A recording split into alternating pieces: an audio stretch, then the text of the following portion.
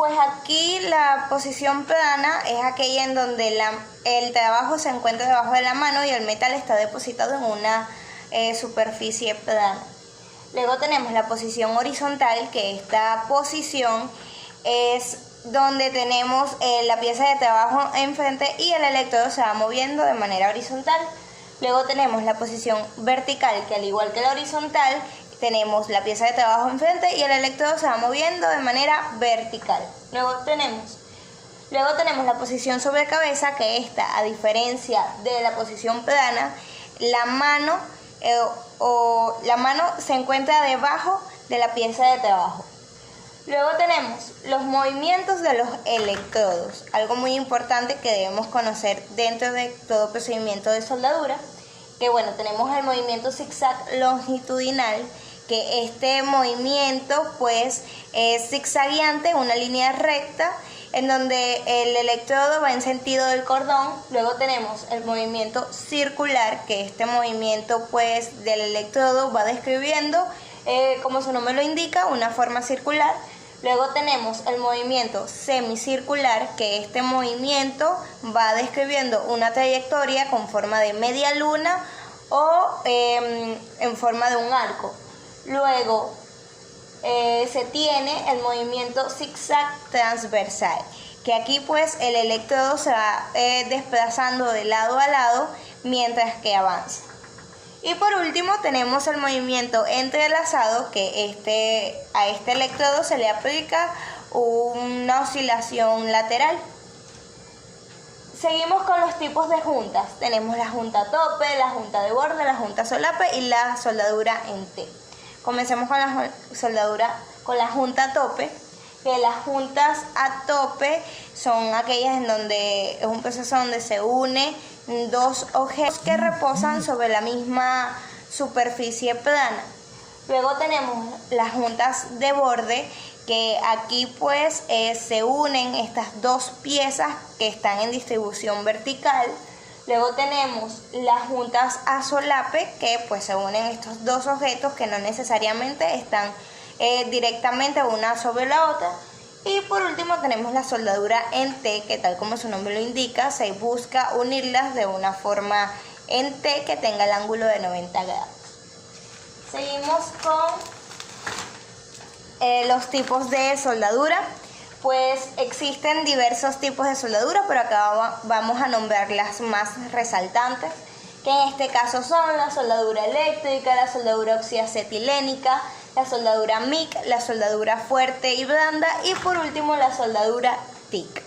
Comencemos con la soldadura eléctrica, que es aquel proceso de soldadura mediante un proceso termoeléctrico que genera calor y la corriente eléctrica pasa a través de las piezas de trabajo.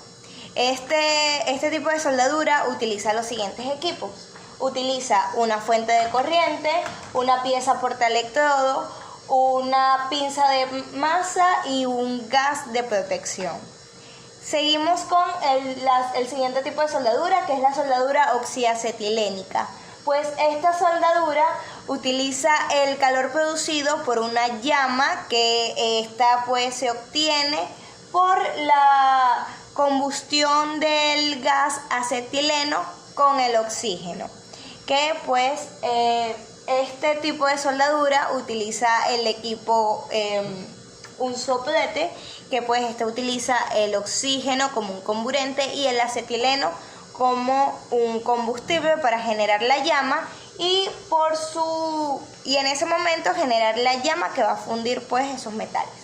Luego tenemos la soldadura MIG, que esta soldadura pues es una soldadura por arco bajo gas protegido que produce un electrodo consumible. Este tipo de soldadura pues se utiliza para diversos metales.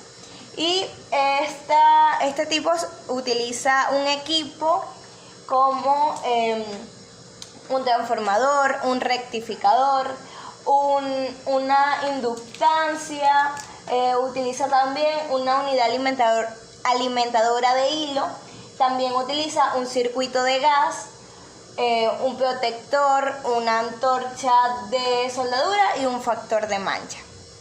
Seguimos con la soldadura fuerte y blanda. Aquí uní estos dos tipos de soldadura debido a que son muy importantes y tienen a su vez también la misma función, en el sentido de que tienen el mismo procedimiento y lo único que cambia en ellos es su temperatura. Conozcamos cómo es el procedimiento de esta soldadura fuerte y blanda. Pues es un proceso de cruzar los metales por medio de la penetración de estos y posteriormente a la adición de un metal de aportación. ¿Cuál es la diferencia entre la fuerte y la blanda? Que la fuerte utiliza esto pero a una temperatura superior a los 450 grados centígrados, mientras que la soldadura blanda utiliza el mismo procedimiento pero a una temperatura inferior a los 450 grados centígrados. Por tanto, el equipo que utiliza esta soldadura es el siguiente. Sus principales herramientas son el soplete y el horno para conseguir la temperatura requerida. Y por último tenemos la soldadura TIC, que esta pues es muy parecida a lo que es la soldadura MIG, lo único que esta se diferencia en una sola cosa, que es el electrodo. Porque la soldadura MIG, como ya lo dije anteriormente, produce un electrodo que se consume, mientras que la TIC produce un electrodo que no se consume. Veamos más a fondo esta soldadura. Pues es una soldadura con un arco protector por gas que utiliza el calor intenso del arco eléctrico y genera un electrodo que su nombre es tungsteno no consumible y la pieza a soldar. Los equipos que utiliza pues esta soldadura es un generador de corriente, un soplete, un portaelectrodo, una bombona de gas y una pinza con cable de masa.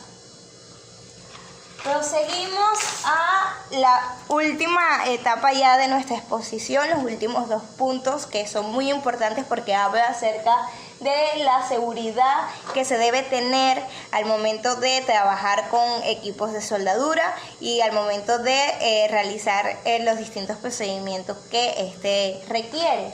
Entonces, hablemos un poco de los ensayos de soldadura. ¿Qué son los ensayos de soldadura? Son aquellas evaluaciones que se le realizan a los equipos de soldadura. Es como un medio parecido a lo que es el mantenimiento preventivo, muy importante. Todas las personas que trabajan con equipos de soldadura se le tienen que hacer estos ensayos para saber si su equipo está funcionando correctamente, está operable.